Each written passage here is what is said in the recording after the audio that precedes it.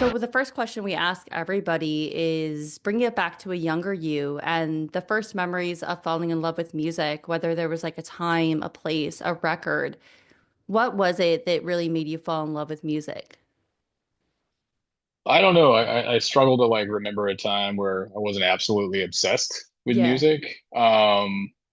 But like many kids who were coming of age or growing up in the late 90s and early 2000s, I mean, might not be a very punk answer or whatever, but like Enema of the State by Blank, I just remember Hmm. the first time I heard those songs and yeah, I was a different, very different person after that.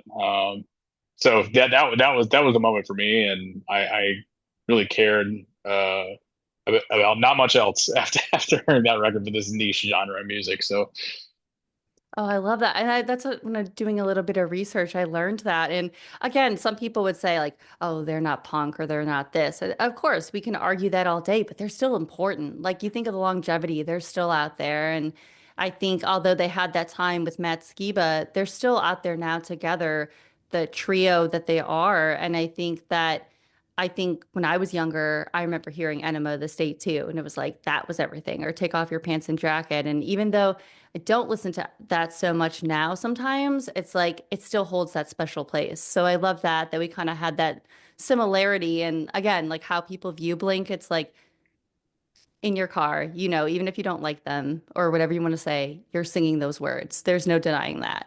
for sure. I heard an interview with the singer of Unwritten Law many years ago, and he said like Blink was every bit as revolutionary as Green Day. They just didn't really get the credit, or not at the Hmm. time anyway. So yeah, I don't know. Changed a lot of lives really almost overnight, it seems. Yeah. And another too, like, yes, Blink, but I think I was listening to another interview you did. I think it was Scream Therapy. So I'm Oh, stereotherapy. There's cool. Scream Therapy.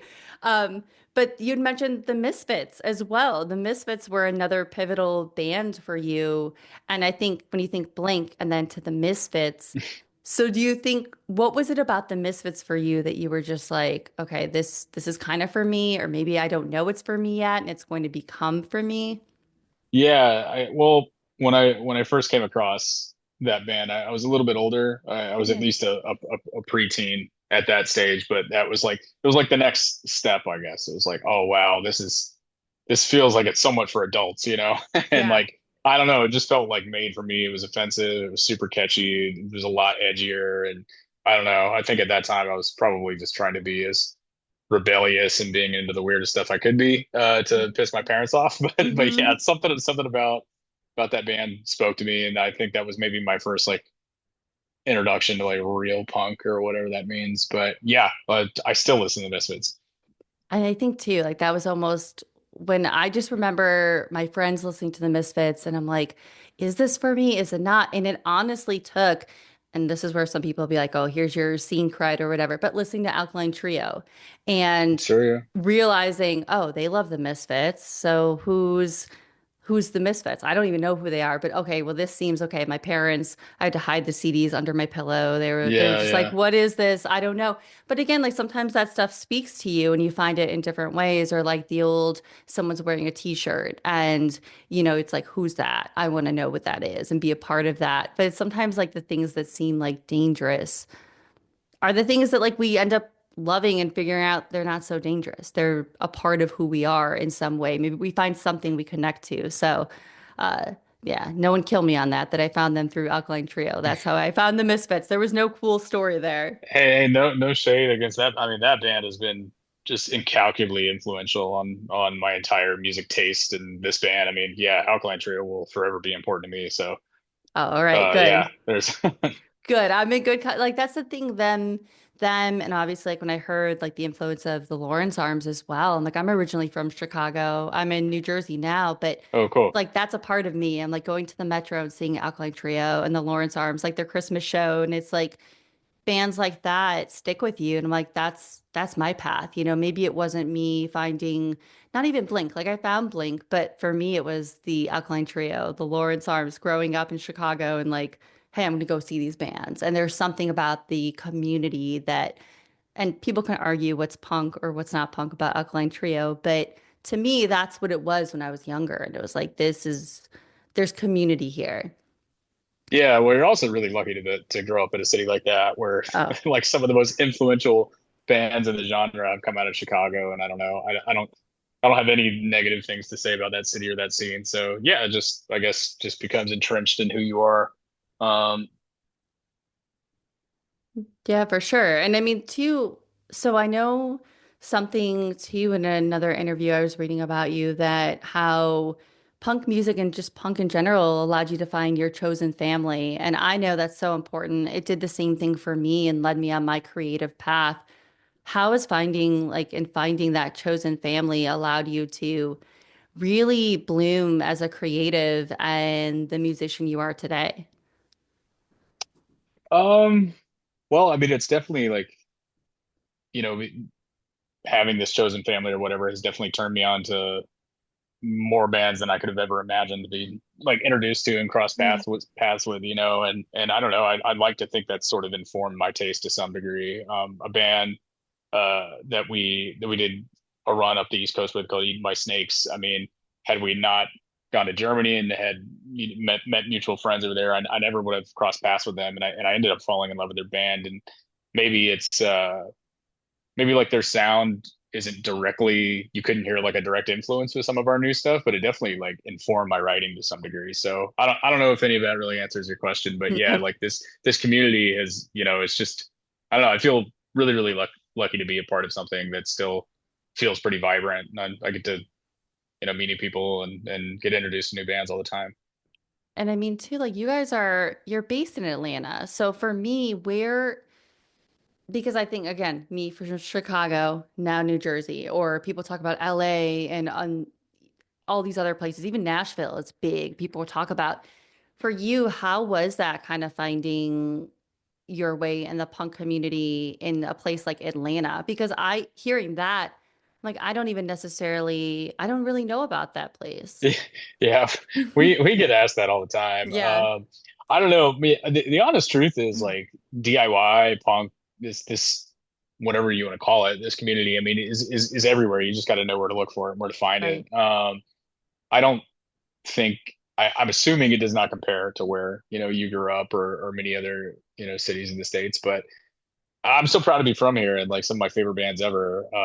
New York City, Seagull, Spray Tan. Like I've been so inspired by watching my friends play for as many years as I have, and I don't know. I'm happy to be from here. I don't know what Midwesterners would think if they moved down here, but Right. you And know. it's the same, like, right. If you ask someone, say, like, I'm sure there's stuff, I don't know, I'll just pick a state like Idaho. If you pick them, you don't know what's going on there. And I think it's important, like what you said, like you just have to find it. It's going on. And I think that even where I grew up in the Illinois suburbs at first, I thought nothing was going on. And then once I found my place and my people, oh gosh, there's so much stuff going on in these basement shows and these churches I can go to or VFWs. And like, there's these places that I would never even known, even living there in like what would be considered the Mecca that people talk about. And I had no idea. So I think it's just finding your way, finding your place and your people. And it sounds like they're like, that makes me happy to hear that even the places we don't necessarily think about, it's still going on, even in this era of social media everywhere. For sure. So one of the highlights of this year, we actually played an acoustic set at a VFW in Coleman, Alabama. I'd never even heard of the town until Right. this promoter reached out, but he wasn't particularly far and asked if we wanted to play, so we did. And I mean, I'm no like stranger to rural areas, and I actually don't like turn up my nose at them. But you drive into Coleman, and there's nothing, right? Like, Right. you know, we were just trying to find the best places to eat that we could, and just walk around the town or whatever. But we show up to the VFW. No one's there yet. But then like close to showtime, all of a sudden all these like minivans and trucks with kids in the back of the bed show up, you know, and like they're just stoked to be there. So that's like really inspiring to see. I think you're right. You just got to know where to go and kids are hungry to still do this kind of thing. Yeah. And again, like I know we're in such that era of social media and TikTok, and that's where a lot of people find their music. It's like a blessing and a curse, I bet. But it's like they'll post old videos of Blink, a band like that, and say, I wish I was there. I wanted to be there. You can be there at so many bands that locally or that maybe are passing through. You can be in those videos and someone else that's going to pop off in the next couple years, hopefully, and you can support that music instead of just like a click and a, and again, there's a place for that too, but I think that I know it's I'm always happy to hear when there's scenes and people actually going out and doing stuff like that because I just lived in such a time when I wasn't on my phone recording every little thing. I was living that music. Yeah, yeah, for sure. Yeah, it's refreshing, and it was like that whole experience was just a nice reminder to me that yeah, kids still want to be active in their community and their scene, and still go out and see shows. Sometimes I think I lose sight of that. Yeah. Um, but yeah, you're right. And it's too, part of our podcast is the intersection of music and mental health and how music is a catharsis for a lot of our emotions, whether it's someone like myself that doesn't play, but I listen to it, but then someone like yourself that creates it. So for you, how has music kind of become that tool to be that catharsis of getting your emotions out and processing them when, say, something else really wouldn't work, but for some reason, like pen to paper, it just really helps you sort through that. Yeah, like everyone's got their way of coping with whatever it is they're going through, and yeah, I don't know of any other way besides writing songs or getting my goofy ideas out. That would help me honestly, and yeah, it's just been the driving force in everything that I do. And even if I wasn't playing this band, I still think I would write like crazy. Yeah, I think there's such a thing too. Like, I know a lot of people that come on here, sometimes it starts out as like journaling. They'll journal something or they'll just jot a note. But because they have that ability to play music, it can become a song, it can become a chorus or something like that. And I always admire that because I am someone, I'm like, I am not a writer. There's a reason why I'm behind here and I have a microphone and I'll edit and do things like that because Sure, yeah. I can't write, I can't do it, not that I can't, it's just to me, my emotions or what I would write down would just be little jots of things. But I think there's just something so special and unique about using music as that catharsis. And whether it's your own music, or another artist, has there ever been a moment that you got through something, um, through a song? Oh, like on a weekly basis, Yeah, you know. right? Yeah. Um, I don't know. It's like it's. I mean, I don't know. Yeah, I should probably think of a better metaphor than this, but I mean, it really is like a drug. Like, Mhm. regardless of what emotion you're doing, whether you're super stoked and you want to listen to something to amplify that feeling, or you want to use the song to maybe get over whatever you're feeling. I mean, it's just for me, it's always been a catch-all. Um, and yeah, like I mean, I'm a huge advocate of therapy and other things people can do to make themselves feel better. I try to do as many of those things as my schedule allows, but music is the one constant for sure. Yeah, I think and that's the thing too. And even doing this podcast that I saw, like it wasn't just me. Like when I started this, it was like, I know what I feel playing music. And I know that or listening to music, not playing music, but listening to it and speaking with musicians. So it's like I need to sort of find a way to find out what the musicians themselves are feeling because it's such a real thing. And I think we all have that song we go to, whether, like you said, whether you're angry or you're happy or you're sad, or like I know a lot of people, even if they don't play drums, they want to get behind a kit and just process those, like beating a drum. There's an emotion that can be processed through music. And I think that's too, like your band, it's such a fast paced, just something that I find myself when I listen to it, I'm like, I want to be in the crowd with this music. I want to be in there in a venue, packed in with my peers. And I think it's just really special to hear a band like yours in the era that we do have a lot of bands and I don't mean it negatively towards anyone that sometimes can often sound the same and it can just flow together, whether it's pop punk or something like that, that we hear, whether it's on a TikTok and you're scrolling through that. So it's so refreshing to hear a band like yours that's out there and I'm like, yeah, this is like my music. This is what I want to hear. Well, yeah, I definitely don't want to gloss over all of that high praise. I Yeah, really appreciate everything you just yeah, said. Super nice of you. I will also say that we're not reinventing the wheel though. I think we right. sound pretty similar to a lot Sure. of bands, but I think regardless of what your lane is musically, like as long as you're just being honest and your authentic self, I think people from whatever corner are going to gravitate to that. So for you, like growing up where you did and cutting your teeth on the bands that you did, maybe our sound like really, really resonates with you. But yeah, I mean, I'd be lying if I didn't directly steal many ideas from Alkaline Trio and Lawrence Arms when it comes to my writing. But yeah, I don't know. I don't know. I appreciate the kind words. Yeah, and I think too that could be why I gravitated, but I just think that like when hearing some of these songs, it's like you can picture yourself, and I think about that's what's so special about music. And there's a lot of just relatability to the music, specifically on this new record, which we're going to get into, Pyramid Scheme of Grief, which that title alone is, I mean, that's a great title, and that's what we Thank need you. these days. But I think that there's so much relatability, and I think when we talk about the songs that people may really relate your band to, whether it is Spanish love songs or something like that. There's relatability there, and there's topics of finding that hope, that light of an end of a tunnel, at least for me as a listener. And yeah, we don't have it all figured out, and we're all going through things, but there's a way of hope in there that I think we all need at times. So I think it just it's one of those records, at least for me, that I'm like right now in my life, in my mid 30s, I need to hear this. And I know there's going to be someone else out there that needs to hear this.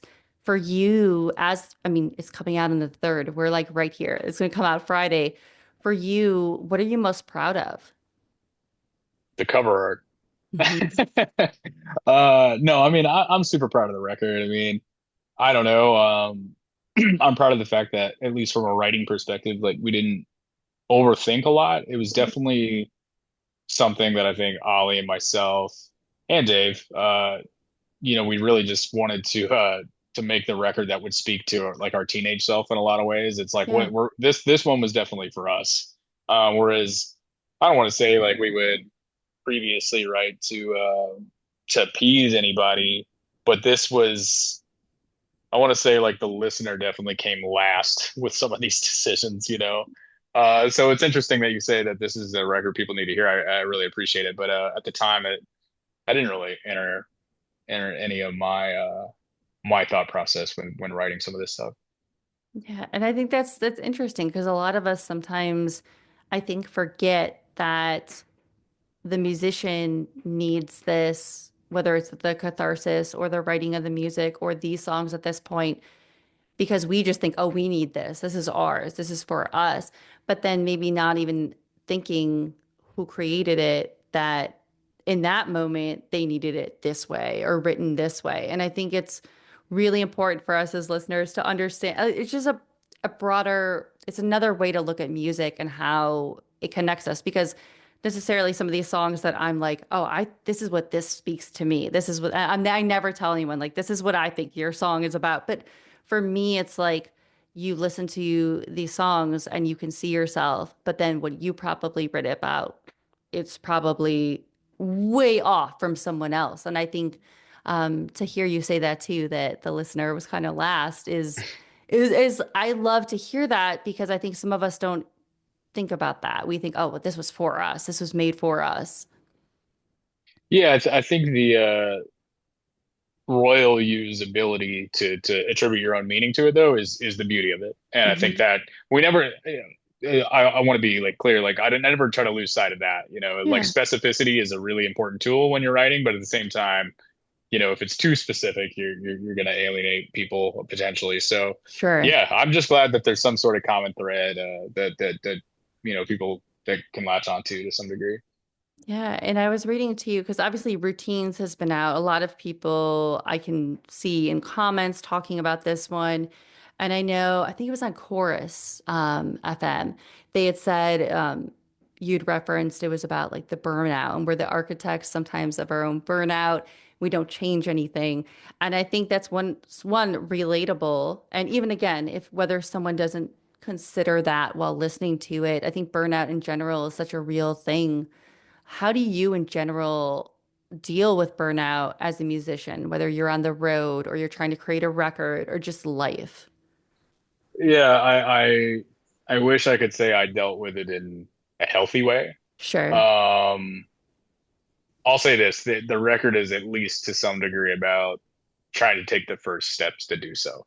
Hmm. Um, yeah, I don't know. I don't want to like glorify anything or whatever, but yeah, I mean, I think sometimes you just fall into your bad habits that sometimes cause the the burnout in the first place or make it worse, and they're hard to break. But in that sense, it's like there's a humanness to the songs, hopefully. Yeah, and there is, and that's why again I keep bringing it back sometimes to you. And I was listening to it, and I think of what I think about the Menzingers and Spanish love songs and why I gravitate towards that. A lot of times because I can see myself in these songs, and I think that you can hear that a little bit in this, where again, like especially if you are in your mid 30s or 30 or even I don't know, late 20s, 40s, whatever you are, you all have these experiences. And I think some of these songs, at least to me, will be, I could picture myself having it like a soundtrack. I'm in my car and I need to feel something. So for me too, I know something when bands get to play their music live, there's another catharsis. So for Very you, true. how is playing live and these songs on this record that is about to be out, by the time this episode is, it will be out for you. What is that experience probably going to be like for you to get to bring these songs to the stage? Yeah, I mean, I think it's a celebration to some degree, and Hmm. I I don't know. It feels like kind of like a weight that's lifted all our shoulders because a lot did go into the record, both from a writing, recording, like many different perspectives. But I don't know. Maybe the most succinct way I could say it is like one of the themes that's pretty pervasive throughout the whole thing is like, oh shit, clock is ticking, man. Like I'm 30 now and I'm Hmm. still not where I want to be. For some Yeah. reason, when we play these songs live, it's like, yeah, but fuck it. Like that's the Right. feeling. So Yeah. so I don't know. That's the best way I can maybe describe it. Yeah. And I think, and again, that goes back to the relatability of is specifically this record to me of we all are there. Like me, I'm like, all right, I'm in my mid 30s. I'm not a mom yet. I thought I'd be a mom. I thought I'd be here. I thought I'd be there. But here I am right now. And it's like, again, whether you have somebody reminding you of that ticking clock or you have it in your own self. And I think at least for me, I'm always trying to be like, okay, I'm in the now. Like this is where I'm at now. Whatever I'm doing this podcast, I'm doing whatever, and this is my creative outlet to get that. Whatever it is, I just have to appreciate the now. That's a lot easier said than done, but yeah, I think that's something that's really gonna hit and resonate for so many reasons because uh, ask any person right now, they're all experiencing that to some capacity. Yeah, I mean, I think it's important, especially with the way the world has gone, right? Like there's just so Yeah. much that's profoundly out of our control. The one thing you Hmm. can do is focusing on the moment, I guess. Yeah, and there's like one song that I just kept hitting repeat because I forgot to hear the record. It was sent to me again, and I was so thankful. For me, White Russians, and I said this is the one I feel, at least for me, that it will hit. So there would just be there's so many moments I feel that can be had with the lights on you guys and everybody in the crowd, whether they have a drink in their hand or they're with their friends and peers. For you, is there a song on this record that you think, man, like this may be the one? This may be the one that's going to hit live the most, or just hit live, or just hit in general with the listener? Yeah, live, I don't know. Live is tricky because it's sometimes like depending on countless factors, certain things might not translate depending on, Sure. the audience, if it's your people or if it's, Right. the sound is good, you have an off night. So that that's always like a moving target for us. But I definitely wrote the second half to the song you just mentioned as like a mission statement for the Hmm. album, if you will. So I hope that even if a person doesn't really like the song, like that 15-second outro or whatever, and people are like, "Fuck yeah! All right, Yeah. I at least vibe with this." And that was my attempt at kind of achieving what you've described. But outside of that, I really I don't know. I think Nosebleeds is one of our strongest songs to date, and I just remember the first time that Ollie brought that to practice, and I'm like, yeah, this is not no notes, man. Like this Yeah. is pretty solid. Do you think too, is there anything that you guys learned about yourself as a band while creating this that you can carry on. I mean, obviously you celebrate this. This record's not even out yet, but you can carry on into the next thing you guys do. Like as artists specifically, like in terms of like the process of making this Yeah. record and how it impact. Yeah. I don't know. Just it's I learned more about some of the fundamentals when it comes to like the mixing process or whatever because I didn't go to recording school. I didn't spend a lot of time in the studio, but I have to give it to my man Peter who really helped the record come to life. Like he went to mix 10 with me and would talk me through stuff and tr sort of like uh helped us achieve this vision. So now I feel like a little bit better equipped to give feedback when the next for the next thing we make together. But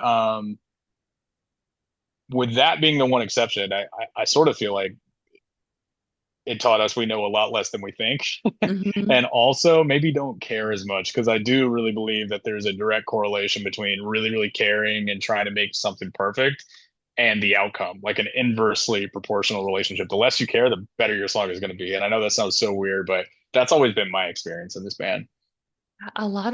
There's been a couple people that have said that similar thing. And I even find that even similar like to what I do when I want to sit down with a guest and I'm like, okay, this is what I'm going to research. This is what I'm going to listen to. I'm going to try and find the interviews they do and listen to their music, past, present, and all that. And I think sometimes when you would try and do so much, it's like you take away from just the organic like conversation you're going to have. And Sure, yeah. sometimes you just have to like be in that moment. So I love that you said that for so many people, if they listen, that they're a musician or they're in a band or they want to be in a band, that sometimes it's good to kind of let things happen and do that. And I think where I'm a person that I want to do, and just overdo, and I've had to even learn to like, even in editing this show, listen, just relax a little bit, just let it happen. And those are the best conversations. Yeah, I mean, it's tricky. I mean, it's there's a fine line between paying attention to detail Hmm. and really, trying to make your craft the best it can be, and also like not over preparing or whatever. That can Yeah. that can make you lose sight of the ball for sure. Hmm. And we also have obviously, I think it's the 9th. You guys start in Brooklyn. You've got some shows coming up. And then you've got also a show in the mix there with the Lawrence Arms, which we've been talking about, which is exciting. And then you have Fest.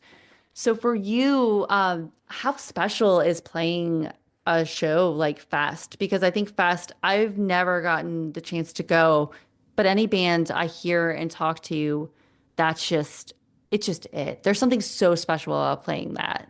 Yeah, I would take it a step further and say that there's something just special about being there, you Yeah, know? sure. And with this being our fortunate to have played it before, with this being our third time, I don't know. I mean, we obviously are going to prepare as much as we can, but I'm not even really thinking about how it's going to go for us. Like that hasn't I don't think has entered our mind at all. It's just more about uh seeing old friends and seeing bands we don't normally get to see, and honestly, the fucking food in Gainesville. Mhm. So it's more of like just it's a celebration for us, and yeah, I'm just excited for the weekend. It means a lot to me to get to be part of that community. But as Hmm. far as like, I feel like a lot of bands, and I'd be lying if I said this didn't apply to me at some period in time, but it's more about like the fact that, oh, I get to play fest or the accolade or whatever, because I don't know, that just doesn't really enter my mind. It's more like I get to go. That's how I Hmm. feel. So hopefully that answers your question. Yeah. So like who are you excited like obviously to go, but who are you excited like as a fan to see? Oh, Dead to Me and Banner Pilot. That's at the top of my list. If I can see those two bands, I'm good. I mean, not there's plenty of other bands I want to see, but Sure. if I had to pick, those are my two. And even talking too about shows, what I guess for anyone listening or just you've experienced too, what is the most, I guess, mentally taxing thing about being on the road and touring or playing a show? Like you even said about playing live, like sometimes, if something doesn't hit or maybe the sound or this, what is it about for you, about touring that can be really mentally taxing? I mean, it this sort of sounds like a water is wet type of answer, but it's really is the truth for me. It's like it's the lack of good rest, honestly. I mean, Yeah. if you're having a good time or if you're going long distances, whatever, you're not getting the full 8 hours by any stretch. You're running on caffeine and God knows what else. And I don't know, that will definitely affect your mental state. So the exhaustion is hands down my least favorite part of playing multiple nights in a row. Yeah. I think some of us, like me as a fan, I had to learn when sometimes like my favorite band wouldn't play, or maybe they didn't come out after the show. And it was like, oh, why aren't they coming out? I want a picture with not understanding that maybe that date they already traveled 4 or 5 hours to get there. They Sure. have no sleep. They maybe didn't have the best show that they felt or something, or maybe families there, whatever. And that respect of that and understanding that what a gift we have touring still in times like these where everything is so expensive, from merch to just gas to just the toll of playing a show. I think that it really taught me that we need to be so respectful that we get to live in a time where we can still go see bands, because touring is not some easy thing. Anyone that has done it, that has come out here, has talked, it's the best thing, but it also can be the worst thing. So it's how you balance it. Yeah, for sure. Well, I think you kind of hit it on the head right there. It's just the gratitude and to be grateful because I mean, really, and even the 2021, I didn't think shows were ever coming back or tours were Right. ever coming back. And the fact that you and I are even having this conversation right now still kind of blows my mind. hmm Yeah, and that 100%. Like I remember when that happened and just shows opening up and then they were filled. All the venues were then filled and then bands trying to play. And then it seemed like they were trying to say, okay, shows are going to come back this date. Oh no, we're going to push that. And depending on where you live too, right? Like different places had longer restrictions. So I think it's such a thing. And I think, yeah, touring, I don't know how people do it, but I'm very thankful. And I'm really hoping. I didn't see a New Jersey date. I know I'm not complaining. I'm not going to be one of those people. I know New York City is not that far. So I would love to see, because I truly think this live show is going to, I'm such a person, if I see people live, that's where I fall in love with people. Like when I fell in love with like the Gaslight Anthem, it was live. It wasn't on record. So I think, to me, the Carolyn is going to be one of those bands that like you got to see live. You just Well, yeah, thank you. And that really just, I get so nostalgic hearing that because it's been 20 years, but I remember that feeling.